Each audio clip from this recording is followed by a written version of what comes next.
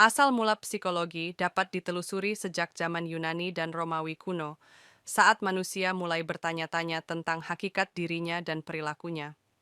Salah satu filsuf terkenal, Aristoteles, memperkenalkan konsep pikiran sebagai tabula rasa, yaitu keadaan kosong yang akan terisi oleh pengalaman. Berabad-abad kemudian, John Locke mengadopsi gagasan itu dan menggambarkan manusia seperti kertas kosong yang diisi oleh pengalaman hidupnya. Sementara itu, René Descartes punya pandangan berbeda. Ia berpendapat bahwa manusia sudah lahir dengan gagasan dan kemampuan tertentu, serta mengatakan bahwa tubuh dan pikiran adalah dua hal yang terpisah, namun saling memengaruhi. Pandangan-pandangan tersebut memang membahas manusia, tetapi belum bisa disebut psikologi karena belum berdasarkan penelitian ilmiah. Istilah psikologi sendiri baru digunakan sekitar tahun 1530 oleh seorang Jerman bernama Philipp Melanchthon dalam ceramah akademisnya tentang jiwa. Lalu pada tahun 1879, psikologi resmi diakui sebagai ilmu, ketika Wilhelm Wundt mendirikan laboratorium psikologi pertama di Leipzig, Jerman. Sejak saat itu, Wundt dikenal sebagai bapak psikologi. Awal berdirinya ilmu komunikasi perkembangan psikologi yang pesat memberikan pengaruh besar pada banyak bidang, termasuk ilmu komunikasi. Meskipun komunikasi sudah dikenal sejak masa Yunani kuno sebagai disiplin ilmu, komunikasi baru berdiri setelah Perang Dunia Kedua. Pada masa itu, penelitian dari bidang psikologi, politik, dan sosiologi mulai berfokus pada bagaimana manusia berinteraksi, menyampaikan pesan, dan memengaruhi orang lain. Wilbur Schramm, yang dikenal sebagai Bapak Ilmu Komunikasi, menyebut 4 tokoh penting dalam perkembangannya. Kurt Lewin, psikolog sosial yang meneliti dinamika kelompok dan perubahan perilaku. Paul Lazarsfeld, yang meneliti pengaruh media terhadap masyarakat. Karl Hovland, yang meneliti perubahan sikap dan efek pesan persuasif. Harold Laswell, yang merumuskan model komunikasi terkenal. Siapa yang mengatakan apa, di saluran mana, kepada siapa, dan dengan apa efek. Dari sinilah psikologi dan komunikasi saling melengkapi dan memperkuat satu sama lain. Ruang lingkup psikologi komunikasi mempelajari bagaimana proses psikologis seperti persepsi, emosi, motivasi, kognisi, dan sikap memengaruhi cara seseorang berkomunikasi. Ruang lingkupnya meliputi komunikator, dipengaruhi oleh motivasi, kredibilitas, dan daya tarik. Pesan bergantung pada bagaimana pesan dipersepsi melalui bahasa, simbol, dan sugesti. Komunikan, penerima pesan yang dipengaruhi oleh emosi, sikap, dan kepribadian. Konteks sosial yang mencakup pengaruh budaya, kelompok, dan lingkungan.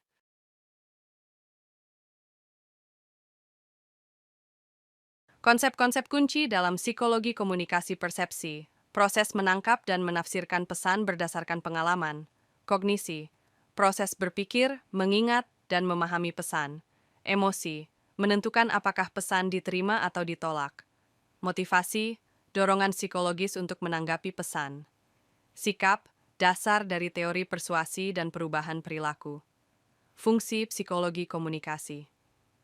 Psikologi komunikasi berfungsi untuk memahami pengaruh pesan terhadap pikiran dan perilaku manusia, meningkatkan efektivitas komunikasi interpersonal, organisasi, maupun massa, mengembangkan strategi komunikasi sesuai karakter audiens.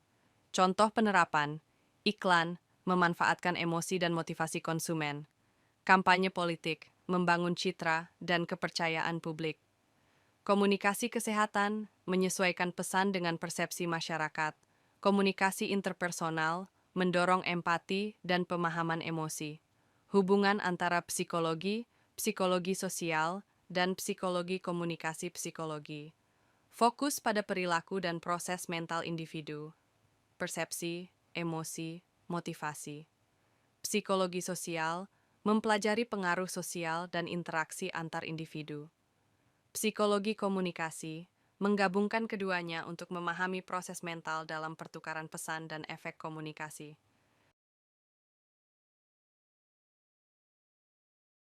Studi kasus. Analisis gender seorang mahasiswi mengalami culture shock saat beradaptasi di lingkungan baru. Akibatnya, ia menjadi pendiam dan menarik diri dari kelompok. Dari sisi persepsi, ia salah menafsirkan perilaku teman-temannya. Dari sisi emosi, rasa canggung dan takut menurunkan kepercayaan diri.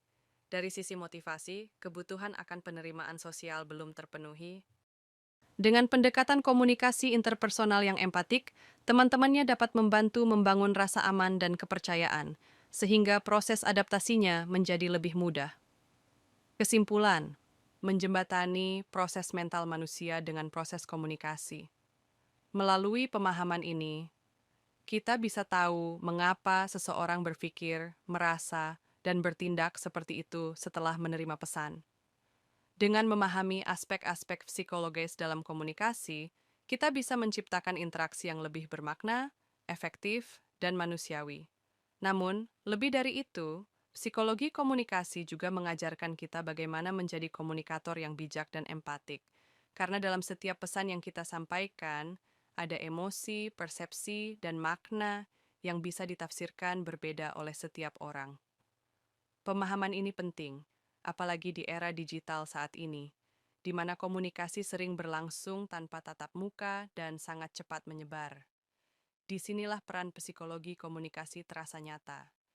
Ia membantu kita memahami dampak psikologis dari pesan, baik yang kita sampaikan maupun yang kita terima. Ketika seseorang mendapat kritik di media sosial, misalnya efek psikologisnya bisa sangat kuat, tergantung bagaimana pesan itu disusun dan diterima. Maka, psikologi komunikasi bukan hanya teori, tetapi juga panduan etika agar kita lebih berhati-hati dan manusiawi dalam berkomunikasi. Selain itu, pendekatan psikologi juga membantu berbagai bidang profesional. Dalam dunia pendidikan, guru bisa memahami kondisi mental siswanya agar pesan pembelajaran lebih mudah diterima. Dalam dunia kerja, pemimpin yang memahami psikologi komunikasi bisa membangun hubungan yang harmonis dan memotivasi timnya. Sementara di bidang media, jurnalis dan kreator konten bisa menyesuaikan gaya penyampaian agar pesan tidak menimbulkan kesalahpahaman atau dampak negatif bagi publik. Terima kasih sudah menonton. Jangan lupa untuk terus belajar dan berkomunikasi dengan hati. Sampai jumpa di video edukatif berikutnya.